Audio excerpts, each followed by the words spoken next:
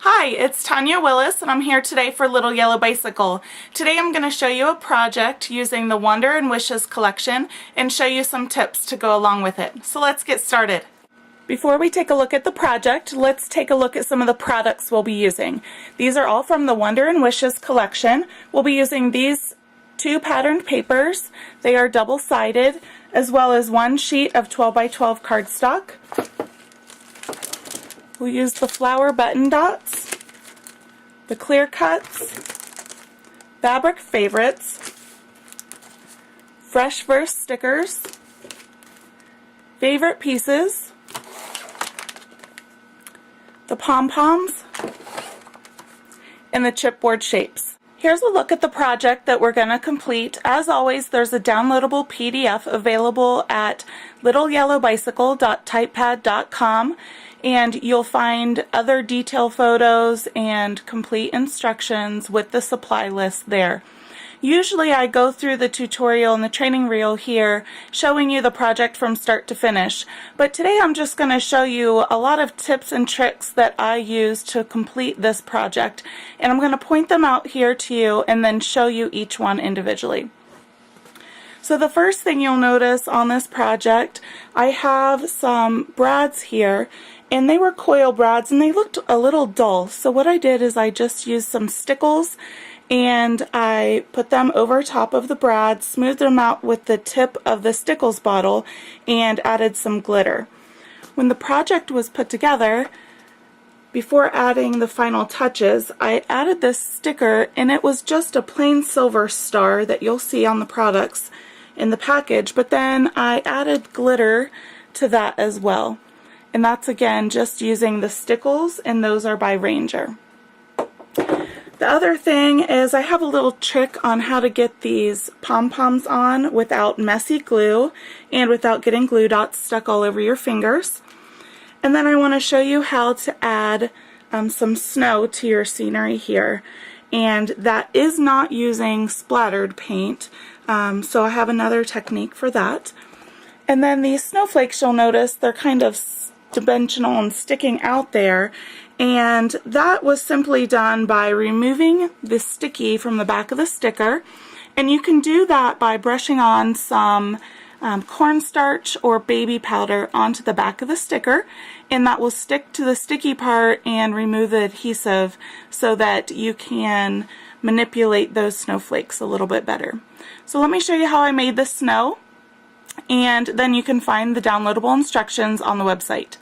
To make the snow, you're going to need two things. You're going to need a toothpick, and you're going to need some acrylic paint. I am using orange for this sample just so it'll show up better on video and you can see it, but in the project I used a bright white. So shake up your paint just a little bit. Over shaking will add too many bubbles to it. Squirt out some on a scrap piece of paper or an old paper plate, whatever you have available. Take out a toothpick. It doesn't have to be a colored toothpick, that's just all I have around.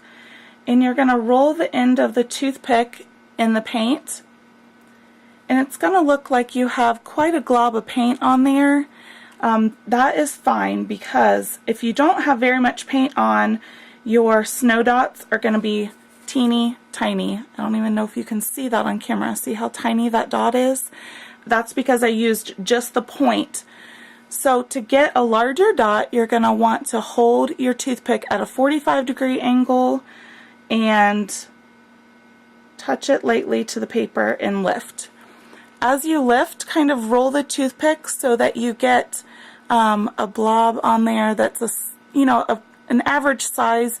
If you just blob it down and then pick it back up, it's going to look more like that, and you don't want that at all. So you're just going to dot the toothpick down, roll it slightly as you lift, and you can see those two smaller dots there. That's when you roll the toothpick as you lift.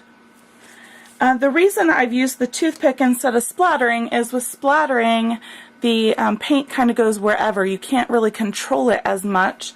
Whereas on this project, I had it completely finished and decided that I wanted it to look like snow was falling. So instead of splattering all over the entire project, which could be a little bit messy, I decided to use the toothpick just to add little dots of snow very mindfully and purposefully all over the background of the project here. Among the snow that's painted on, I also have just a few white pom-poms that are stuck on here, and they are stuck on using a mini glue dot. But I'm going to show you how to do that without getting the glue dot all over your fingers and making a mess of it. It's difficult to put those on with glue because the glue doesn't dry fast enough, and then you have your pom-pom sliding all over the place. So what you're going to need is some mini glue dots, and I recommend a pair of microtip scissors. These are by Fiskars. There's other microtip scissors. You can use cutter bees, whatever you have available. And then the little jar of pom-poms that come in the Wonder and Wishes collection. And to put these on, you're going to take your roll of glue dots and your microtip scissors, and you're going to put one tip just slightly under the glue dot and lift it off, just like that. And then instead of sticking the glue dot on there on the bottom and then putting it on the paper, you're going to put your scissors on the paper, stick the pom-pom on top, put a little bit of pressure on the pom-pom, and then pull the tip of the scissors out. And there you have your pom-pom there. You can see just a little bit of the glue dot hanging off over the edge. And so to fix that, I would close up my scissors and just push in on that glue dot just a little bit so you don't see the shine of it sticking out. One more tip before I go, I just want to show you how you can use your microtip scissors for these clear shapes. All of Little Yellow Bicycle's clear shapes come with an acrylic on the top, and then the back has a protective coating on it that keeps the shape from getting scratched up in the packaging. So before you use it, you should remove that protective coating. So you can do that by taking your microtip scissors and putting right along the edge of the shape to lift up the coating, and then just peel it right away. If you try to do that with just your fingertips, it takes quite a time and a lot of frustration. So next time, try your microtip scissors to lift that off for you. That's all I have for today. Take a look at our website for the complete instructions and the downloadable PDF.